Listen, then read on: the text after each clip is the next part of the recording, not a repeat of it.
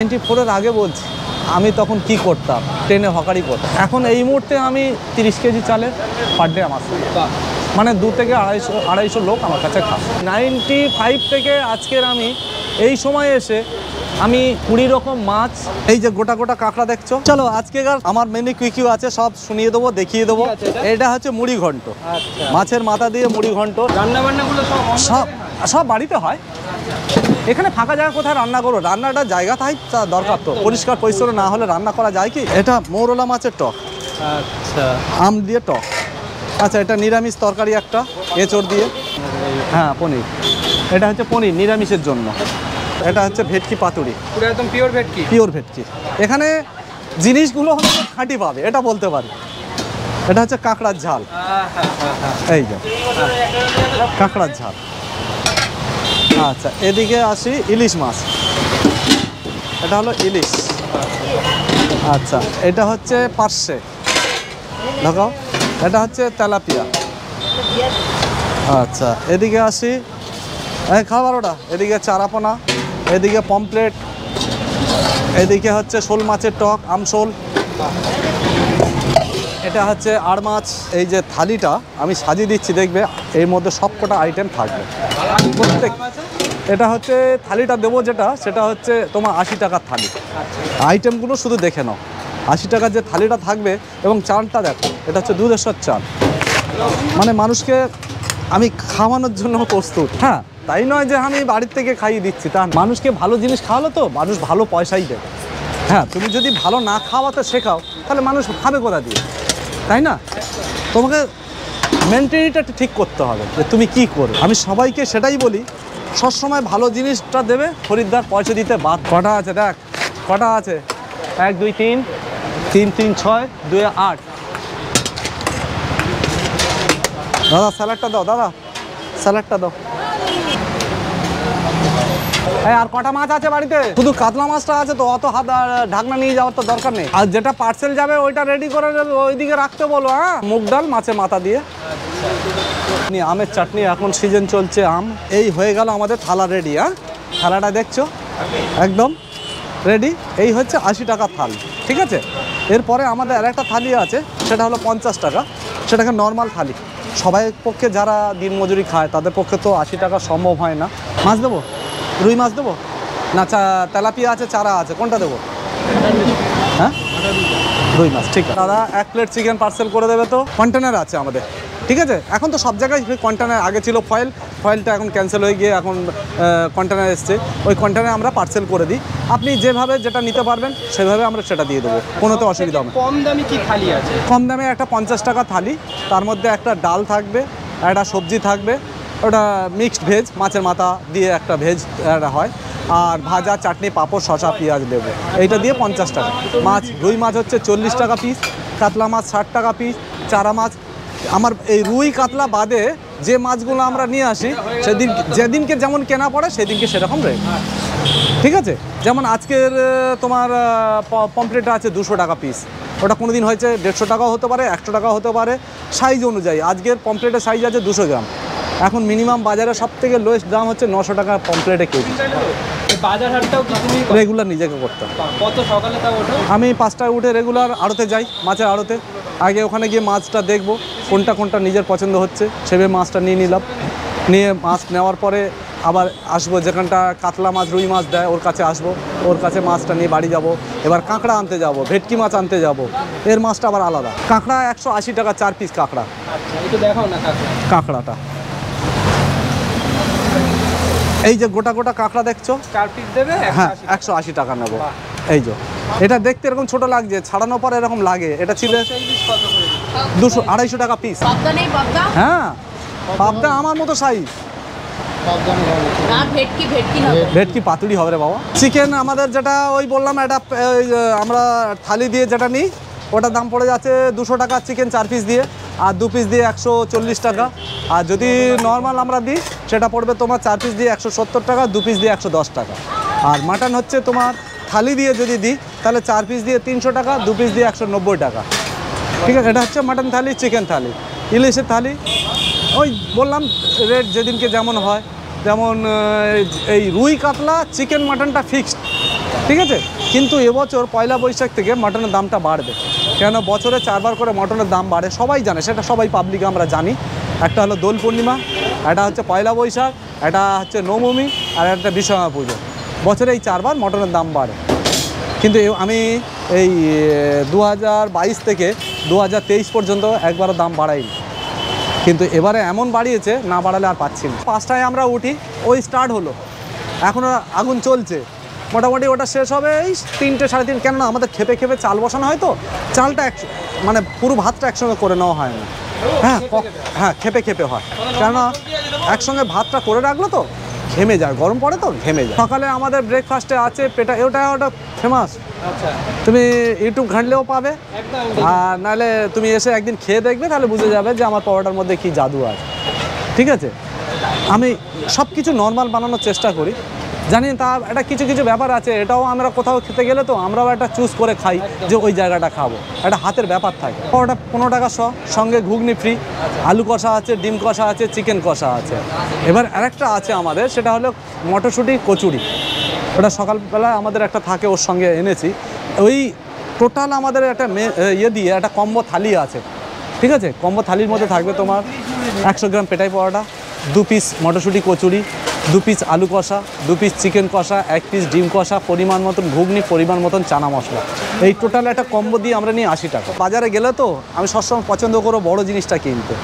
ঠিক আছে, একটা বোয়াল মাছ দোকানে কোনো দিন কেউ ভাবে না যে 5 কেজির জন্য বোয়াল মাছ নিয়ে যায়, এবার সেই পিসটা হয়ে যাক একটা পিস 350-400 গ্রাম। অনেকে যারা খেতে ভালোবাসে তারা বলে এত বড়, আবার কেউ কেউ যখন ভালোবাসে না, আমাদের দরকার নেই এত বড়, তুমি ছোটো দাও। এটা মাছ ছিল 4 কেজি 300 গ্রামের মাছ ছিল। এই মাথার ওজন আছে 1 কেজি 150 গ্রাম। কত দাম আছে? এটার দামটা 100 টাকা। এই মাথাটা সমেত আমরা কিনেছি, কিন্তু 260 টাকা করে কেজি কেনা পড়েছে, এটা কিন্তু লস। হ্যাঁ, আমাদের ডাল একটা আম ডাল থাকে, একটা মাছের মাথা ডাল থাকে। এই আম ডালটা যেটা নর্মাল থালি 50 টাকা বলছি ওটা। এবার কেউ যদি আম ডাল খেতে চায় এটা আমরা দিয়ে দিই, অসুবিধা হয় না। কম বেশি এই 30+ হয়ে গেল। আচ্ছা, আমার 94-এর দোকান, তার 94-এ বলে 94 সালে আমার হোটেল ছিল না, হোটেল শুরু করি আমি 95 সালে। ঠিক আছে, 94 সালে ছিল আমার চায়ের দোকান। এখানে তো তখন যে মানে হোটেল কেন, চায়ের দোকান চালানোর মতো পরিস্থিতি ছিল না। এনার জনসংখ্যা খুব বেশি হলে এখানটা গুড়িয়ে গাড়ি বোধহয় 20 ঘর ছিল স্থানীয়। তারপরে আস্তে আস্তে ডেভেলপ করলো, 95-এ আসলো পেপসি কোম্পানি, তখন থেকে লোক শুরু করলো এইখানটা বসবাস করার। 94-এ যখন আমি চায়ের দোকান করি, তখনকার আমার দিনে সেল ছিল, দিন ভরে সেল ছিল খুব বেশি হলে 5 থেকে 600, 500-600 টাকাও বলা ভুল হবে, তো 500-600 টাকাও ছিল না। আমি যখন চায়ের দোকান শুরু করি, কাঁচের গ্লাস 50 পয়সা, আর পাউরুটি হচ্ছে 50 পয়সা পিস, আর বিস্কুট ছিল 60 পয়সা। এবারে আস্তে আস্তে যখন মানে জনসংখ্যা বাড়তে লাগলো, লোক আড্ডা মারতে আরম্ভ করলো, আস্তে আস্তে শুরু হলো। এবারে চা করতে করতে টিফিনটা নিয়ে আসলাম, টিফিনে শুরু করলাম কি, তা তখন তো আর রান্না বান্না জানি না। 94-এ মানে আমার এজ তখন কত বুঝতে পারছো, এখন আমার এজ যদিও 50, তখন কত হবে, খুব হলে 20-21 হবে। তখন তো আর অতটা মাথায় আসেনি যে এই করব তাই করব। হ্যাঁ, আমি তো অ্যাকচুয়ালি এই ব্যবসা লাইনে লোক নই, আমি ছিলাম লাইফ হিস্ট্রি বললে সে মানে পুরো 3টে দিন চলে যাবে পুরো হিস্ট্রি যদি বলতে চাই। আমি কলকাতায় আসি, আমার জ্ঞান হয় তখন 78-এ। তখন আমার ঠিকানা ছিল টিটাগড় জুট মিল। টিটাগড়ের জুট মিলেই আমরা ওখানটায় থাকতাম। আমরা ফ্যামিলি অনেক বড়, তা আমি ছোটোর আগে আমরা 5 ভাই আর 2 বোন। তা ছোটোর আগে মানে আমি 6-এ, সাথে আমার একটা ভাই, ওই পাশের দোকান, বড়জন ওই পাশে চায়ের দোকান, আমরা সব একসঙ্গে এক জয়েন্টে ছিলাম। এবারে সব বিয়ে বাধা হলো, বড় সংসার বড় হলো, তখনই আস্তে আস্তে করে এবারে পার্ট আলাদা করে দিলাম। আলাদা 94-এর আগে বলছি, আমি তখন কি করতাম, ট্রেনে হকারি করতাম। তার আগে আমি করতাম হচ্ছে কাগজ কুড়াতাম রাস্তায়। এটা আমি ছেড়ে দিই, কাগজ কুড়ানো ছেড়ে দিই 89 সালে। 91 সালে আসি আমি দক্ষিণেশ্বরে। 91 সালে দক্ষিণেশ্বরে যখন ওখানটায় এসে যখন ওই জোগাড়ে কাজ করছি, কাজ করতে করতে আমার ওটাও ঠিক ভালো লাগছে না। কাগজ কুড়ানোটা যেমন ভালো লাগেনি, জোগাড়ের কাজটাও আমার ভালো লাগেনি। আমার মেন্টালিটি ছিল আমি প্রথম থেকে ব্যবসা লাইনে ঢুকবো, কিন্তু আমাকে কে অর্থ জোগাবে কে? একটা ব্যবসা করতে গেলে পুঁজির দরকার তো। আর তখন আমরা খুব বেশি হলে হার্ডলি ইনকাম করতাম 60, 70, 100 টাকার বেশি তো আর ইনকাম ছিল না। কাগজ কুড়িয়ে কত টাকা হতো? তখন লোহার কেজি ছিল 2 টাকা, কাঁচের কেজি ছিল 25 পয়সা, টিনের কেজি ছিল 60 পয়সা, এরকমই কেজি ছিল আমরা যখন কুড়িয়ে বিক্রি করেছি। দিন ভরে খুব বেশি হলে 60, 70, 100 টাকা কামাই হতো। এবারে তখনকার দিনে খুব মানে সে মুখে বলা যাবে না, এগুলো মানুষের এখন তোমরা ভাবলে না তোমাদের গায়ের রোম খাড়াই দেখো। এখন দেখছো আমি যা লাইফ একদমই তুমি ওইগুলো পেরিয়ে এসেছো বলেই ব্যাপারগুলো বুঝতে পারি। তো এবারে ঘটনা হচ্ছে যখন 91-এ আমি যখন দক্ষিণ শহরে রাজমিস্ত্রির কাজ করি, তখন আমার একটা পার্মানেন্ট হয়ে গেছিলাম, একটা ঠিকাদারের কাছে কাজ করতাম, তখন 38 টাকা রেট দিত তখনকার দিনে। এবারে আমার ঠিক ভালো লাগেনি, কাজটা আমার ভালো লাগছে না, 24 ঘন্টা আটকে যাচ্ছে, পাচ্ছি না আর কিছু ইনকাম করতে। এবার সন্ধ্যাবেলা রাতের বেলা বেরিয়ে তো আর কাগজ কুড়ানো যায় না, ওই জন্য ও লাইনটা আমি আর করিনি। ওখান থেকে চলে আসি 91-এ কসবায় এসে একটা দোকানে কাজ করি। তখন কত মাইনে পাই শুনলে তোমারও অবাক হয়ে যাবে। তোমাদের এখন পার ডে মানে টিফিন খরচা হবে না, 125 টাকা মাইনে, মানে মাসে 125 টাকা। 125 টাকা থেকে হলো কত 250 টাকা। 91 থেকে 94 পর্যন্ত ও মাইনে করলো 250 টাকা। তা মালিকের সঙ্গে আমার একটা তখন আস্তে আস্তে আমিও যখন আমি দেখলাম যে হ্যাঁ আমি সবটার মধ্যে পারদর্শী, কেন আমার মাইনে আমি পাবো না। তা মালিকের সঙ্গে আমি বসলাম, আমি সব ডাইরেক্ট কথা বলতে ভালোবাসি, আমি কারোর থ্রুতে না, মালিকের ডাইরেক্ট বললাম দাদা আমার মাইনে এতটা দিতে হবে, যদি তুমি বলো আমি তোমার কাছে কাজ করবো, নাহলে আমি চলে যাবো। ঠিক আছে। তা আমাদের কিছু মহাজন, একটা হোলসেলার দোকানে কাজ করতাম তো প্রচুর মহাজন ছিল, এই মহাজনের সঙ্গে আমার একটা ভালো সুসম্পর্ক ছিল। ও থ্রু থেকে 92-তে আমার একটা কার্ড ইয়ে করেছিলাম, লাইসেন্স পাস করেছিলাম, হকারি লাইসেন্স, ওরা আমাকে একটা করে দিয়েছিল। তা এই যখন হকারি লাইসেন্সটা বার করি, আমাদের অল ওয়েস্ট বেঙ্গলে লাইসেন্স করেছিলাম। তা তখন দুর্ভাগ্যকর লাইসেন্সের ভ্যালুটা আমি তখন বুঝিনি। যদি আমি ওই লাইসেন্সটাকে যদি আমি প্রতি আপডেট করতাম, মানে রিনিউ করে রাখতাম, আমার ওর ভ্যালুটা এখন বুঝতে পারি যে আমি এই যে এখন হকারি ফুটপাতে ব্যবসা করছি, তার ভ্যালুটা কি তখন বুঝিনি, এখন বুঝতে পারছি। যদি আমি লাইসেন্সটাকে রিনিউ করে রাখতাম। আমার দিদি প্রথম আমাকে আশ্রয় দিয়েছিল, দিদি জামাইবাবু এখানটা আছেন, আমি দেখাবো। দিদিও আমার কাছে এখনও পর্যন্ত জড়িত আছে। সবাই এখন মোটামুটি আমি যাদের সাহায্যে আমি সঞ্জিত হয়েছি, তাদেরকে এখন আমার কাছে রেখে। এইটা খুব ভালো। হ্যাঁ, মানে তাদের আপদ বিপদ, মানে যেটা সমস্যা তোমার বিপদে তারা, হ্যাঁ তারা আমাকে, এখন যদি না থাকো সেটা ঠিক দেখা না তার আমি তো মানুষ হব না। একদম আমি মানুষ হয়ে কি মানুষের সাহায্য করা। একদম আমরা অনেকে কি করি, পথের কুকুরকে থেকে আদর করি, কিন্তু ওটা আদর করার পরে আগে আমাকে কে বড় করেছে সেটা দেখতে হবে। মানুষ বড় করেছে না ও বড় করে, সবাই আমার কাছে সমান। কিন্তু আমরা, ও যেমন খাবারের জন্য পৃথিবীতে এসছে, আমিও তেমন খাবারের জন্য পৃথিবী এসেছি। ওকে মানুষ করার জন্য কে এসছে, আমাকে মানুষ করার জন্য কে এসছে, এটাকে আমার প্রথম মাথায় রাখতে হবে। যে আমাকে একটা জায়গা থেকে একটা জায়গায় পৌঁছানোর, যে তাকে তো হ্যাঁ, এবার তাকে যদি আমি দেখি হ্যাঁ সে ঠিক জায়গায় আছে, তাহলে আমার সে তার জায়গাটাকে আমার নেওয়া উচিত না। আর দেখছি যে তার অবস্থা ঠিক নয়, তাহলে আমাকে তার হেল্প করা উচিত বা পাশে দাঁড়ানো উচিত। হ্যাঁ, তখনকার দিনে আমি দিন ভরে হয়তো 300 টাকা ইনকাম করতে পারিনি, কিন্তু আমি এখন সেই লোকজনকে আমি এখন 400-500 টাকা মাইনে দিয়ে কাজ করি। এই মুহূর্তে দাঁড়িয়ে তোমার দোকানে কত স্টাফ আছে? এখন এই মুহূর্তে 13 জন স্টাফ আছে। আচ্ছা, লেবার মিস্ত্রি মিলিয়ে 13 জন স্টাফ আছে। এই যে মডিফাই করার মূল হচ্ছে আমার ছেলে। আচ্ছা, ও তো নিউ জেনারেশন, ও মানে এই যে সোশ্যাল মিডিয়া যাওয়ার একটা প্ল্যান, বা এই সোশ্যাল মিডিয়া, আমি তো লেখাপড়া কিছু জানি না, মোবাইল ঘাঁটতেও জানি না। 84 থেকে 89 পর্যন্ত আমি স্কুলে গেছি, ক্লাস 6 পর্যন্ত পড়েছি। আর সেটাও যে মানে আমি 2 নম্বরই বলতে পারবো, কেন তখনকার দিনে খুব খারাপ। আমার মা আমাদেরকে নিয়ে কিভাবে বড় করেছে সেটা আমি তো বলতে পারবো না, আমার দাদারা বলতে পারবে, দিদিরা বলতে পারবে। আমার বাবার 5 কাঠা জায়গাও নেই যে আমাদের সেইখানটা আমরা মাথা গুঁজে থাকবো। তারপরে লকডাউনের সময় আমার খুব দিন খারাপ যায়। তা আমি যেহেতু আমার ব্যবসাটা মাথায় আছে না, তখন চিন্তায় আছি কি করব। বলে রাত্রি 1:30টার সময় বেরিয়ে যেতাম সবজি কিনতে। আচ্ছা, পাইকারি বাজার থেকে সবজি কিনে এসে পাড়ায় সবজি বিক্রি করে। তখন ছেলে ওই কষ্টটা বুঝতে পেরে, সেই কারণে ও ওই 10,000 টাকা, 12,000 টাকা, 15,000 টাকা চাকরি করতে ও যায়। আমি বলি বাবা চাকরি ঠিক নয়, ব্যবসাটা যদি তুমি ঠিকঠাক করতে পারো। আগে এই দোকানটা কয়টুকু ছিল? অ্যাকচুয়ালি দোকানটা আমার ওপারে, এখনও পর্যন্ত তার পরিস্থিতি সব এখনও পর্যন্ত আছে। ওখানে কল, মানে চাতাল এবং ইলেকট্রিক পোস্ট সব ওখানে এখনও আছে। এই ঠিক ওই যে গাড়িগুলো দাঁড়িয়ে আছে ওর পাশেই, মানে ওই ফুটে ছিলাম। এটা তো 2017 সালে হলো, 2018 সালে রানিং হয়েছে, কিন্তু দোকান ছিল আমার ওপার। তোমাকে আরেকটা কথা বলিনি, ওই বাদাম ব্যবসা আমার আরেকটা, আমার দ্বিতীয় জন্ম বলতে পারো। আমি 10th ওপর পড়ে গিয়ে সে লোক আমি বেঁচে এখনও পর্যন্ত ব্যবসা করি। চোট আছে দেখবে, আমি গল্প করি না, এটা গল্প নয়, আমি এগুলো একদম আমার একদম নিজের অভিজ্ঞতার কথা, ঠিক আছে। তা অ্যাক্সিডেন্ট হতে তখন আমি বেঁচে বাড়ি ফিরি, রাত্রি 10টার সময় এসে খুব কান্নাকাটি করছি দিদির কাছে। তা বললো তোকে আর এইসব করতে হবে না। তা আমি বললাম কী করবো, বল কী করতে চাস? তাহলে আমি ব্যবসাই করব। তা দিদি বললো আচ্ছা ঠিক আছে, কী করবি? তাহলে হঠাৎ একটা ছোট্ট পুঁজির মধ্যে চায়ের দোকান করবো।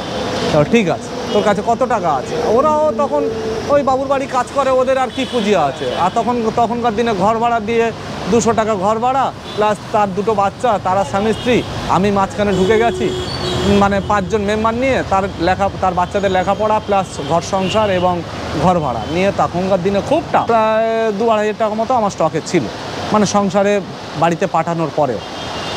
তা বললো ঠিক আছে চল, বলে একটা চৌকি কিনলাম 250 টাকা, না 450 টাকা থেকে একটা চৌকি আর একটা ট্রে আর 1 ডজন গ্লাস, একটা সসপ্যান আর একটা স্টোভ, এই নিয়ে এসে আমি দোকান শুরু করি। 1200-1300 টাকা টোটাল কেদলি, ঠিক আছে। এই নিয়ে মোটামুটি 1200-1300 টাকা একটা বাজার করে মোটামুটি দোকান শুরু করে, চায়ের দোকান।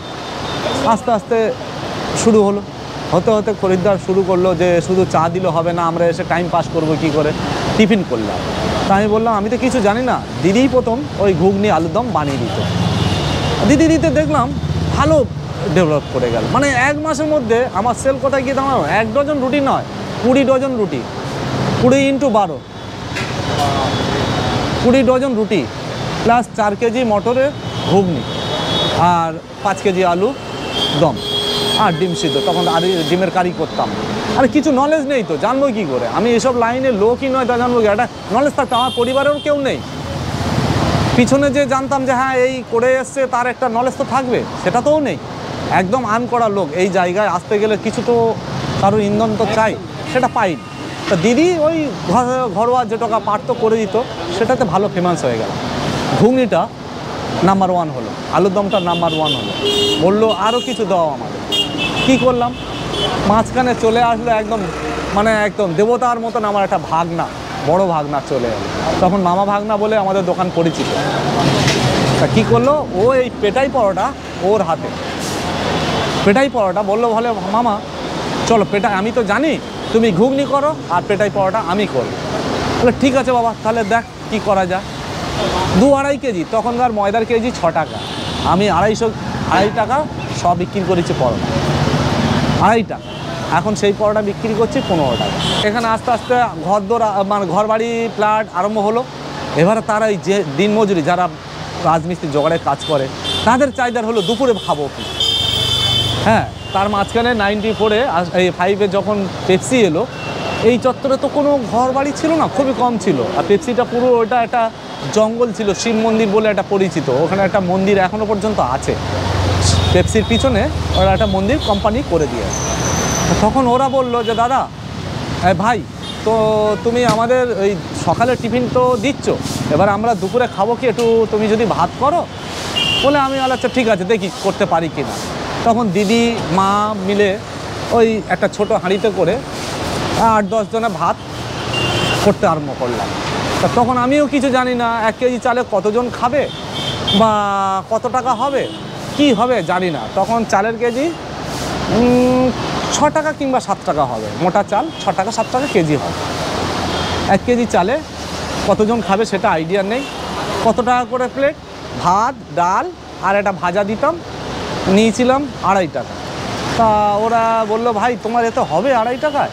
আরে দাদা আমি তো জানি না, দেখি আমি দেখি আমার পয়সা আসছে কি না, আমি এত টাকা বাজার করেছি, দেখি আমার বাজার খরচায় আসছে কি না। আর তখন তো কাঠের জালে রান্না, কাঠটা ছেড়েই দিলাম, দিয়ে রান্না করে পয়সা হিসাব করে দেখছি না আমার পুঁজি শর্ট। ওরা পরের দিনে আসতে আমি ওদেরকে বললাম যে দাদা হয়নি। তা ওরা নিজের থেকে খুশি হয়ে 4 টাকা করে দিয়েছি। 95 থেকে আজকের আমি এই সময় এসে আমি 20 রকম মাছ প্লাস চিকেন, মাটন চিকেন 2 রকম, দেশি প্লাস মুরগি চিকেন মানে ব্রয়লার প্লাস কাঁকড়া, আমার কাছে যা মেনু দেখছো আমি প্রত্যেকটা আইটেম দেওয়ার চেষ্টা করি। এখন এই মুহূর্তে আমি 30 কেজি চালের পার ডে আমার মানে 2 থেকে 250 লোক আমার কাছে খায়। হ্যাঁ, 250 লোকটা সবাই যে ভাত খায় তা না, এই যে 20টা আইটেম মাছ সবাই তো কাউন্টারে দেওয়া সম্ভব হয় না, আমার পার্সেল হয় বেশি। নিয়ে নিয়েছি 80 টাকার থালি। এছাড়াও তোমরা এর থেকে আরও একটি কম দামের থালি আছে যেটার দাম হলো 50 টাকা। এই থালিটা নেওয়ার কারণ হলো গিয়ে যাতে কিনা সবাই অ্যাফোর্ড করতে পারে, আর আমি এটা খেয়ে তোমাদেরকে জানাবো যে এই দোকানের খাবারের কোয়ালিটি কেমন। তো আশা করি সেগুলোরও আমি আইডিয়া পেয়ে যাবো যে এছাড়াও মাছ ভাতের কীরকম কোয়ালিটি হতে পারে, ডিম ভাতের কীরকম কোয়ালিটি হতে পারে, মাটন ভাতেরও কীরকম কোয়ালিটি হতে পারে। চলো কী কী দিয়েছে তোমাদের সাথে একটু শেয়ার করে দিই। এখানে তোমরা দেখতে পাচ্ছ শুক্তো দিয়েছে, এই হচ্ছে শুক্তোর কালার, সাথে দিয়ে দিয়েছে একটা এঁচড়ের তরকারি দেখতেই পাচ্ছ। এখানে আছে মাছের মাথার ডাল, মানে বুঝতে পারছো, আর দিয়ে দিয়েছে গরমের জন্য আমের চাটনি। আর এই হচ্ছে ভাতের কোয়ালিটি, একদম দুধেশ্বরের ভাত আছে, বেশ ভালো। দিয়ে দিয়েছে শসা, লেবু আর একটি ভাজা আর পেঁয়াজ। চলো একটু মাছের মাথার ডালটা দিয়ে ট্রাই করা যাক।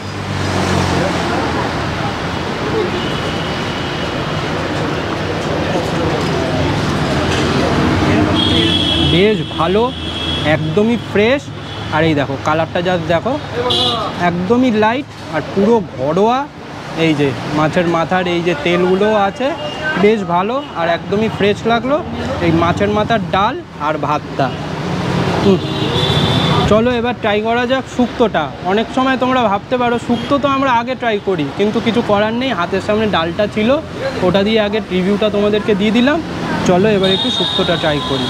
যেরকম শুক্তোর কালার হয় সেরকমই কালার আছে। এখানে আমি দেখতে পাচ্ছি আলু আছে, একদম ঠিকঠাক সিদ্ধ হয়েছে। আর শুক্তোতে ম্যান্ডেটারি বড়ি, এই যে বড়ি।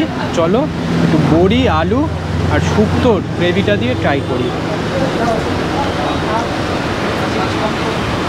টেস্ট তো এক কথায় তুফান, একদমই ফ্রেশ আর খুবই ভালো রান্নার কোয়ালিটি।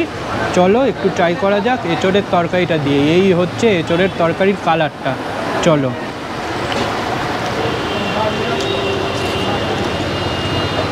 ভালো, হালকা একটু স্পাইসি আছে এইগুলোর তুলনায়, আর ঠিকঠাক একদম রান্নার কোয়ালিটি আর ঠিকঠাক সিদ্ধ হয়েছে, একদম পারফেক্ট, একদমই ফ্রেশ আছে। খুব ভালো লাগলো এই দোকানের এই 3টে আইটেম ট্রাই করে। আর এরা সত্যি হাইজিনটা বেশ ভালো করে মেনটেন করে। আরেকটা খাসিয়ত হচ্ছে এই যে এটার মধ্যে জলের জগ, একদম ঠান্ডা আছে জল, খুবই ভালো। আর তোমরা দেখতে পাচ্ছ এখানে প্রচুর মানুষ বসে খাচ্ছে। আর এছাড়াও পাখা লাগানো আছে, তোমাদের এই দোকানে এলে কোনো অসুবিধা হবে না। লোকেশানটার জন্য একটু অপেক্ষা করো, পুরো বিষয়টা শেষ করে সব শেষে তোমাদের বলে দিচ্ছি। খুব ভালো লাগলো কিন্তু এই দোকানের খাবারগুলো খেয়ে। তো হ্যাঁ, ভালো লাগলে বললে হবে, চাটনি কিন্তু আছে, চাটনি রিভিউটা দেওয়া হয়নি। এই হচ্ছে চাটনি, এই হচ্ছে তার কালার। চলো একটু টেস্ট করি। এতগুলো আইটেম খাওয়ার পর চাটনিটা যখন চুমুক মারলাম না, অমৃত পান করলাম, বেশ ভালো লাগলো। খাওয়া দাওয়া শেষ, তোমাদের সাথে আরেকটা জিনিস শেয়ার করতে চলে এলাম। এই হচ্ছে হাত ধোয়ার জায়গা, এই দোকানের পাশে আছে হাত ধোয়ার জিনিস। চলো হাতটা ধুয়ে নিই। আর খুবই ভালো আর খুবই পরিষ্কার পরিচ্ছন্ন, কিছু বলার নেই। তোমরা অনেকেই ভাবতে পারো 35 টাকায় তো আমরা অন্য দোকানে সবজি ভাত পেয়েই যাই, কিন্তু এই দোকানে আরেকটু দামটা বেশি, কারণ তারা রীতিমতো হাইজিনটা ঠিকঠাক করে মেনটেন করে। আর খাবারের কোয়ালিটিও এক কথায় তুখর।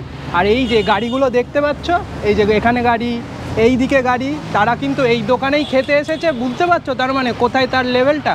আর আশা করি তোমাদের এরকম টাইপের কন্টেন্টগুলো ভালো লাগছে। ভালো লাগলে তো অবশ্যই লাইক, কমেন্ট অ্যান্ড সাবস্ক্রাইব। আর হ্যাঁ, বেল আইকনটাও ক্লিক করে দিও। Till then signing off, tata. আর লোকেশানটা এইদিকে হচ্ছে পাটুলি আর এইদিকে হচ্ছে কামালগাছি, ঠিক তার মিডিলেই পেয়ে যাবে আদর্শ হিন্দু হোটেল। এছাড়াও আমরা ডেসক্রিপশানে লোকেশান দিয়ে দিয়েছি, দেখে ঝটপট করে চলে আসো। টাটা।